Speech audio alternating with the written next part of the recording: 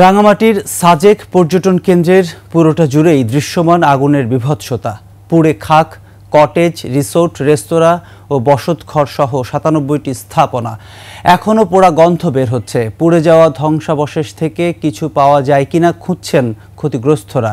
সহায় সম্বল হারিয়ে দিশেহারা তারা। ব্যবসায়ীদের দাবি, আগুনে ক্ষতি হয়েছে প্রায় ১০০ কোটি টাকারও বেশি। কেবল ৩৪টি কটেজ ও রিসোর্ট পুড়ে যাওয়ায় ৩০ কোটি টাকার ক্ষতি হয়েছে। ঘটনার একদিন পরও ক্ষতিগ্রস্ত ত্রিপুরা ও লুসাই সম্প্রদায়ের ৩০টি পরিবার এখনও সরকারি সহায়তা পায়নি। তারা গির্জা, মন্দির ও স্বজনদের বাড়িতে আশ্রয় নিয়েছেন।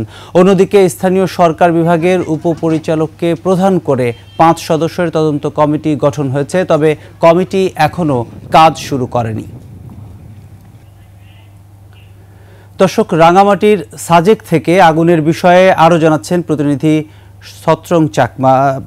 সত্রং, আপনি আছেন, কি অবস্থা এখন? বিভৎসতা আমরা জানি, এখন কি দেখছেন এবং সার্বিক পরিস্থিতি আমাদেরকে জানাবেন। যেখানে আপনি বললেন, যেমনটা বললেন, আমি যে স্থানে দাঁড়িয়ে আছি সেটা হচ্ছে যে এই স্থান থেকে, এটা হচ্ছে সাজেক ইকো ভ্যালি রিসোর্ট থেকে নাকি প্রথমে আগুনের সূত্রপাত হয়। এরপরে সাজেক অবকাশ ভ্যালি থেকে পরে আগুন লাগার সাথে সাথে আগুন সবগুলো পড়ে যায়। এখন যেটুকু আমরা জানতে পারলাম, মোট রিসোর্ট, দোকান, রেস্তোরাঁ, বসতঘর সহ ৯৭টি স্থাপনা পুড়ে গেছে। এর মধ্যে ৩০টা হচ্ছে রিসোর্ট আর বসত বাড়ি হচ্ছে ৩৭টা। আর এখানে আমি স্থানীয়দের আর ব্যবসায়ীদের সাথে কথা বলে জানতে পারলাম, আসলে এখানে কোনো নাশকতা না, অসাবধানতা বশত কারণে এখানে তারা মনে করছে যে ওই সাজেক ইকোভ্যালি যে রুম থেকে যেটা আগুনের সূত্রপাত হয়েছে, সেখানে হচ্ছে যে না হয় শর্ট সার্কিট, বৈদ্যুতিক শর্ট সার্কিট থেকে আগুনের সূত্রপাত হয়েছে, না হয় ওই সিগারেটের আগুন থেকে এটা হয়েছে, এরকম ধারণা করছেন স্থানীয় লোকজন আর ব্যবসায়ীরা। সিল্কোর সিল্ক অ্যান্ড শাইন, যাতে আছে আর্গান অয়েল ও ওট প্রোটিনের গুডনেস, যা আপনার চুলকে রাখে হেলদি অ্যান্ড শাইনিং।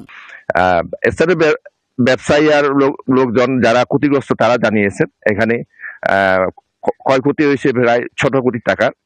আর আমাকে যে সাজেক কটেজ রিসোর্ট মালিক সমিতি সুবর্ণ দেববর্মন আমাকে জানালেন, তাদের যে ৩০টা কটেজ রিসোর্ট রয়েছে তাদের ক্ষয়ক্ষতি হয়েছে প্রায় ৩০ কোটি টাকার মতো এরকম হয়েছে। আর জেলা প্রশাসন ঘটনার পরপর যে তদন্ত কমিটি করা হয়েছে ৫ সদস্য বিশিষ্ট, তারা গতকালকেও কাজ শুরু করে দেয়। আমি যেটুকু জানতে পারলাম, আজ তারা সকাল 10টায় এখানে তদন্ত কাজ শুরু করবেন। আরেকটা বিষয় হচ্ছে যে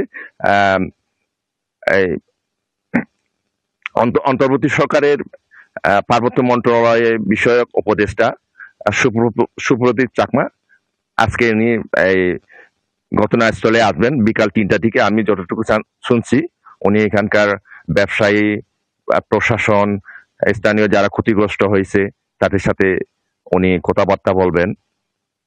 এই ছিল আমার কাছে সর্বশেষ খবর। প্রণব।